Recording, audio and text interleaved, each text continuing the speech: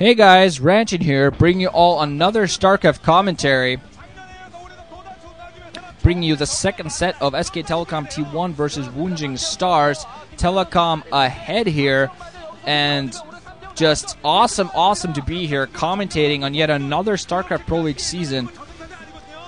Pro League 2009 to 2010. Let's hope it's a very good season. It has a, overall as exciting as the last big old season was with all its stages and such. Hyuk versus Kwanro here. Hyuk actually a victory in their last matchup. The last time these guys faced off each other, and Hyuk having a surprising performance the last couple of months, going 2-0 in the Pro League Grand Finals and getting an ult kill against STX Seoul in the STX Masters, going 4-0 there. So that's pretty surprising by him.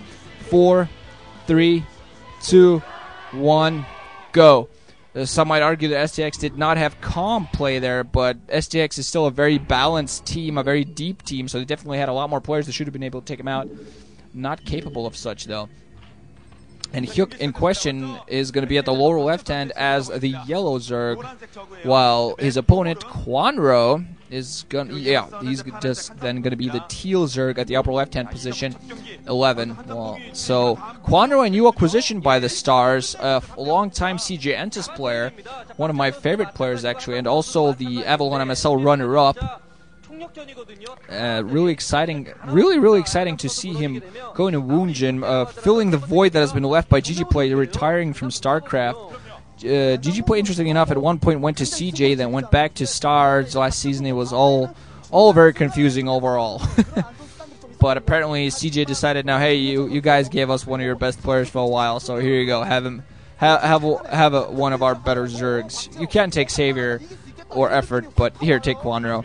But yeah, Kwanro definitely proved himself last season as a very good player, and looking at here, apparently Kwanro thinking of going for an overbuild or 12 build of some sort, while 9 pull coming in from Hyuk, so he's going to put on the pressure. I'm just hoping for Kwanro's sake he's not going to go for 12 pull, because if he goes for 12 pull, that's going to be a pretty difficult position. This is a 4-player map, Tornado, so at least going for a 12 hatch in a ZVZ is a little bit safer, but I honestly think Kwanro should not be going that route. If he goes for 12 pull, he's going to be in a pretty decent position to hold this off, but I think, yeah, okay, if timing's off at this point, so he is going to be going for a 12 hatch, that drone going down there.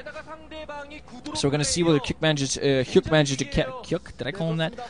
manages to capitalize on this position, because this is going to be a very vulnerable position from Kwanro. If it gets scouted early, it's going to be pretty good for him. Hyuk has sent an Overlord to the right position, lower right, I mean, not the correct position, but the lower right hand. So he spots that there's no base there with his Ovi, and he's going to get as many Zergers as he can, I assume, and run them into 2 separate directions to spot out as quickly as possible, then just rally, get all of his Zergers in that position. Spawning pool was just now coming in from Kwanro, and early lair also to follow up this 9 pool, so Hyuk's thinking putting on early pressure with those Zerglings, do as much damage as he can, then go for lair and try to back this up with Mutalisk play. Just, he doesn't really know what Kwanro's going for, but the way it is sitting right now, if he manages to do the damage he should be able to do with these Zerglings, he can be able to completely catch Kwanro off guard. Tornado, early on in testing, in an early version, it was very vulnerable to natural expansion to Mutalisk play. That's not as important as ZVZ, but still very interesting. There's enough space to fly around with Mutalisk. Oh man, Hyuk getting those Zerglings at that upper left position does spot Kwanro's natural expansion. Not just going to start attacking it. Kwanro going to pull off, I think, 6 drones right off the line. Just now starts morphing in his Zerglings. I'm not quite sure if it's going to be in time. Hyuk now in a very dominant position, has 6 Zerglings and gets 6 drones, or 5 drones. 6 drones, I'm sorry. Now has 2 more running in to help support him. Just been able using 3 Zerglings just to attack the drones, while the rest attack the Hatcher. The Hatcher in a horrible position. Not quite sure if I don't think Kwanro's Zerglings, they are ready just now, but they're not going to be ready in time. Only 4 drones now attacking the Zerglings. Not going to be able to save the Hatcher, even if Hyuk complete. Yeah, there we go. Hyuk just ignoring the damage done to him by the drones during the latter part, losing a couple of Zerglings, but taking out the natural expansion. And Kwanro instantly was shaking his head. Meanwhile, Hyuk now has a Spire coming up. No gas mined at this moment for Kwanro. He just can't afford any such with his economy. I think he did get at least some gas mining at one point, so he might have some gas in the bank, but he's now going to be forced to go very heavy on Zerglings to do some sort of damage.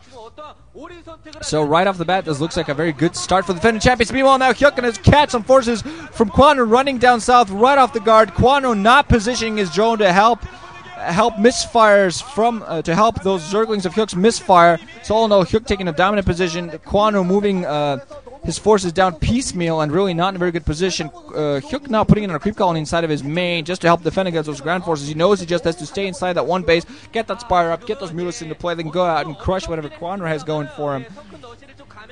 Putting down the second colony just because he has the minerals for it, just so he can help defend. Yeah, putting defense on that ramp. But Kwanro, I'm not sure if he got speed. I'm not quite sure if he had enough gas in the bank to afford speed or not. But he does have zerglings running down.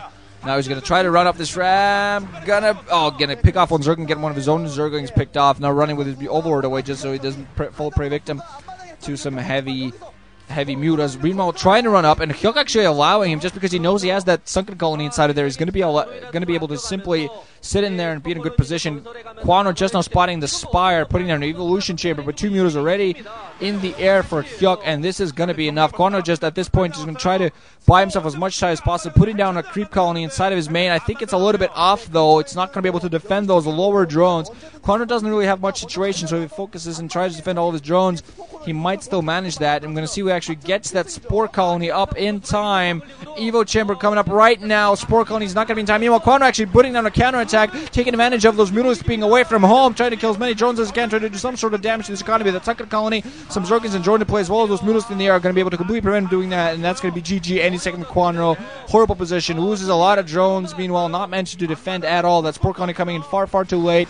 Only one single. If he'd had 2 spore colonies, he might have been able to do something, but now his natural expansion also completely invulnerable. Mutalisks just going to be able to attack that constantly, and zerglings are going to be able to run in from Hyuk also and take it out. So Hyuk just managing to do a pretty much perfect build order win. He had an advantage right off the bat. GG here coming from Kwanro. Hyuk had an advantage right off the bat due to build orders, and he executed exactly the way it needs to. Early pressure, then just taking up real quick. He did that blindly, not knowing what to expect, but knew he had to get some Mutalisks into play, so he gets the second win. High fives, everybody. And Hyuk so far has a 1-0 record in the Pro League. Take that as you will, guys.